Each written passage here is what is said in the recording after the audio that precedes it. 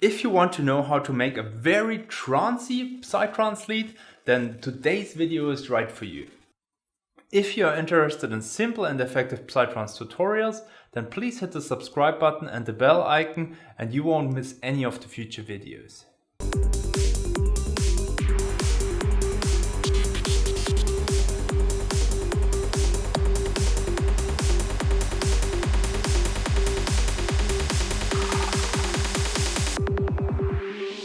So we added an instant of Vital, and now we will do an arpeggiator melody. So let's loop one bar and create a Midi with Command-Shift-M. And this time we will have a little bit different approach than the last tutorials I showed on my melodic series.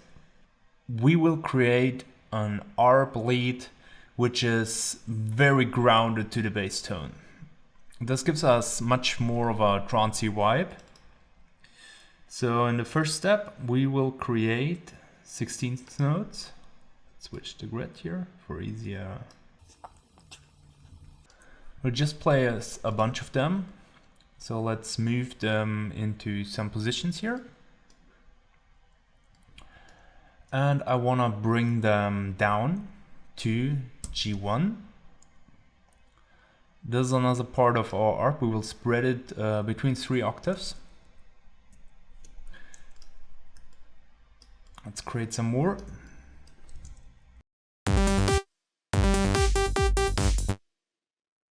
Could repeat this here.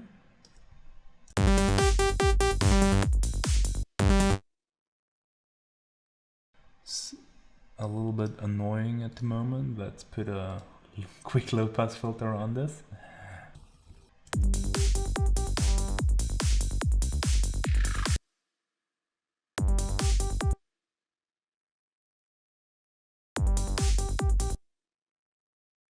Then we may go up here and go down here so that we kind of like repeat our pattern from the G's. And we will add some more G's in here. So let's have a G here, and maybe we want to also switch an octave up.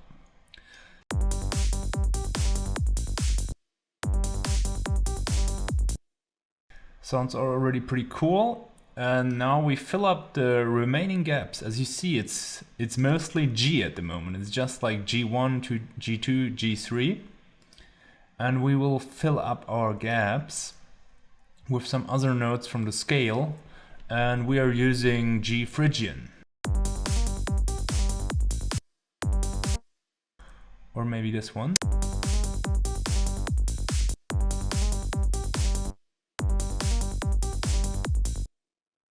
And we could use this.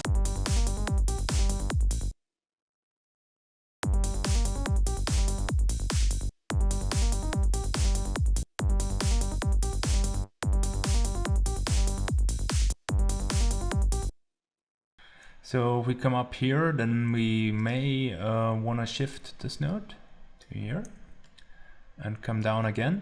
I wouldn't go with too many notes because we want to stay very grounded here. So maybe we already have chosen our notes with A and F. Perhaps like a third one could be cool, but that's it.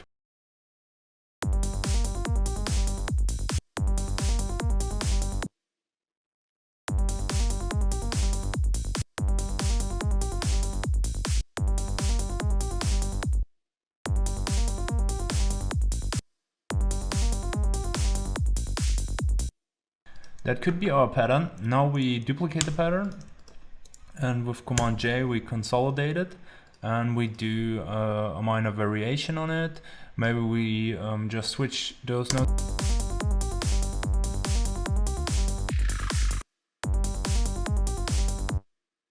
This one is not so nice.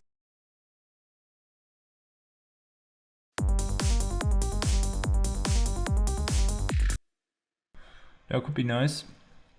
I think that's already our pattern. It's quite simple. We will loop this. So now we are at 2 bars. That should be 8 bars, yes. You could put it here on 60 bar. Now we will tweak the patch a little bit.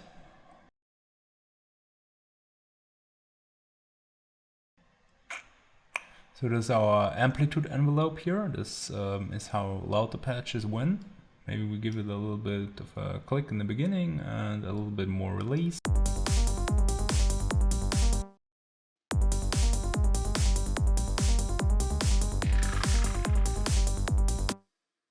Then we want to modulate our filter as well.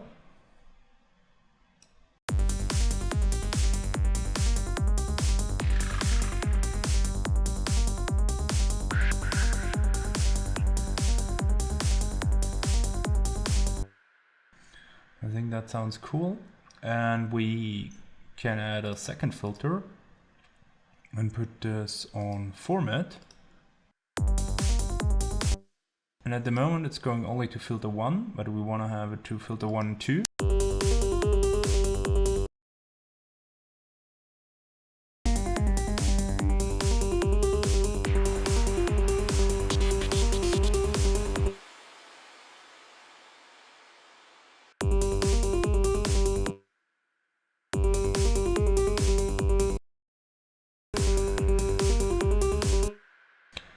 And we could give this some unison, just like a very slight one. This sounds horrible.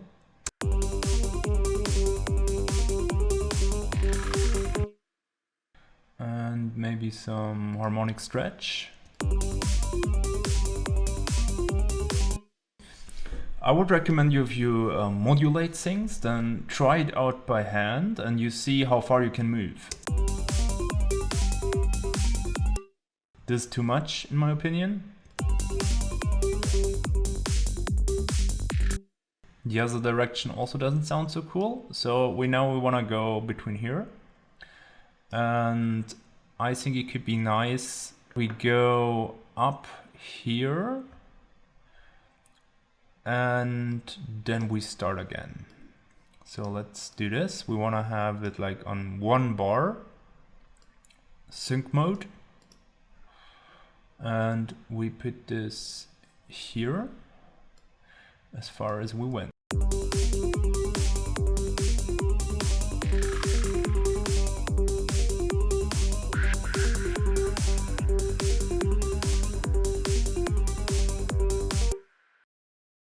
Give it like a very slight curve here that we don't drop so hard.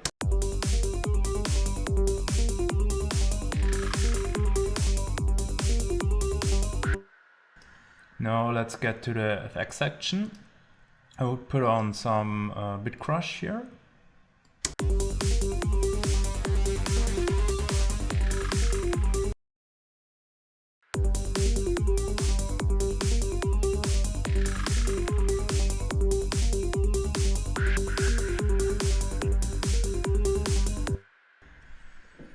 Sounds good to me.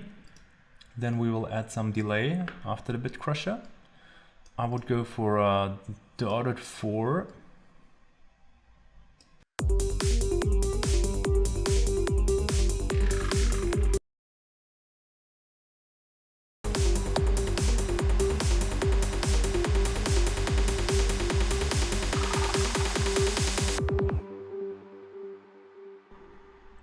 Sounds good to me. Then we will add some reverb in the end. I want to give the reverb a low cut.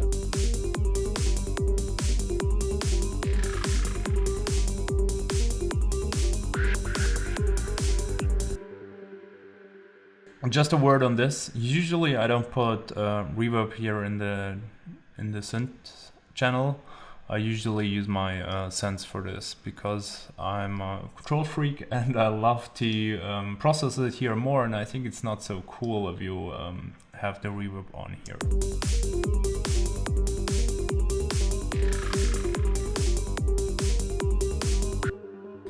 So that said, that could be our patch here. As you see, it was quite simple melodies here. Now we will do some post-processing on it.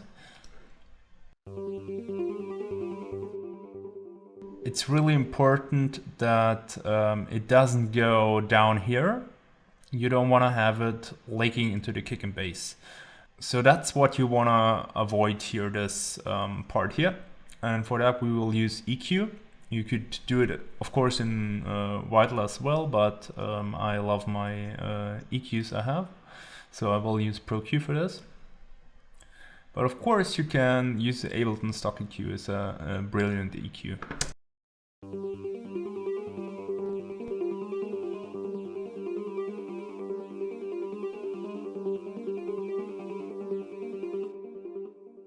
I think this should be fine, like a little bit is okay, but you don't want to, definitely don't want to go over here, because we're in G, so our kick and bass note here is 50 Hertz. And we want to stay with some margin, safety margin above here. I think something here is okay. That's how I EQ my stuff. I got a mixing tutorial, which I will link up here in the video, where you can find out more about how I mix my stuff. But for now, I think this is good. Let's listen to it in context.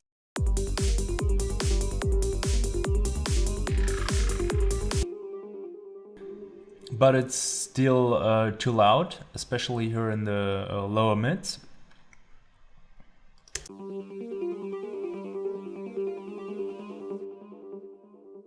I would go like 2 or 3 dBs down, so maybe minus 11.5.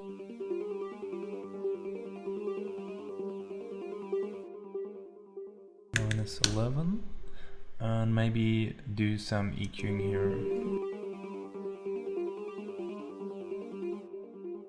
With those dynamic EQs you can catch a bit the peaks.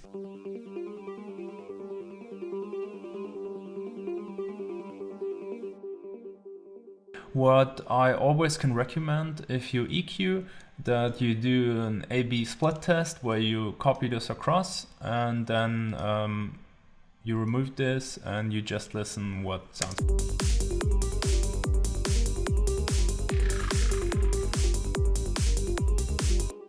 I like it like this more, but you have to decide for yourself. If you're working with Ableton stock plugins, there's a really easy way to A/B things. You just duplicate them and then you assign buttons to them. So you could both assign one here and then turn one off, and then by pressing 1 on your keyboard you can toggle and try different settings. So that's a way to A/B with any plugin which doesn't have A/B.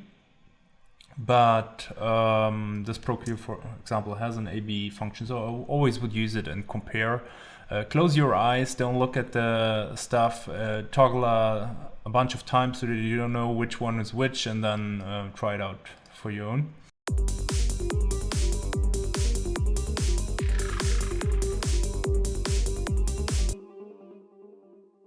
And we could add some compression.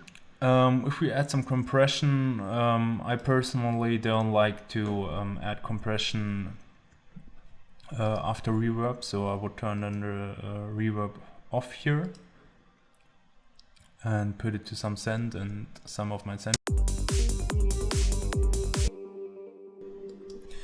And then we can add a compressor to control a bit the dynamics.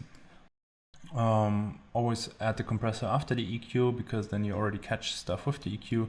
I will put it to a limiting setting here, short attack.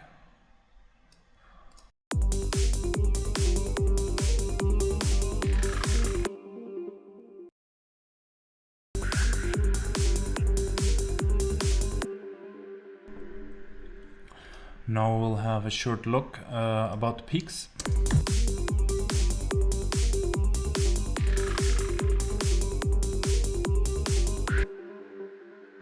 If I add the compressor, I usually try to get like a similar peak afterwards again. So we took away like 0.7.